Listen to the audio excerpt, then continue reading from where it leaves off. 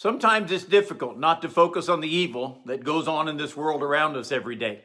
But then we seem to lose our focus on God. Good morning. This is Pastor Ernie Lewis of the Blue Point Church in Sisney, Illinois, with your thoughts for Friday. In the Psalms, Psalm 37, the psalmist tries over and over again to get us to take our mind off the evildoers and the evil that is done all around us in the world today. He says in verse 9, "For the evildoers shall be cut off, but those who wait for the Lord shall inherit the land. In just a little while, the wicked will be no more.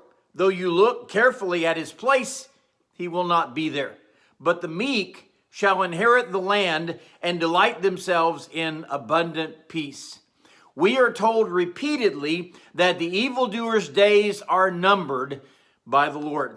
Yet when we see their senseless acts of evil, we become outraged and we wish we could step in and deal with them personally. He wants us to recognize that God will judge the wicked and we don't have to. Romans 12 says, "Beloved, do not avenge yourselves, but rather give place to wrath, for it is written, 'Vengeance is mine, I will repay,' says the Lord." Just recently, someone crawled up under one of our church vans and cut out the catalytic converter to leave us with a $1,500 repair bill. I would personally like to find that person and make them pay somehow. But the Lord reminds us that one day the evildoers will be cut off. Their days of crime and destruction are actually numbered, and God will judge them. Now, that doesn't mean that we just overlook their crimes. We don't want the police to stop trying to curb their ways as much as possible to keep us safe. But the psalmist says, "Those who wait for the Lord shall inherit the land." When the evil are taken out of this world and judged, we will have a place for ourselves where no evil and no crime exists.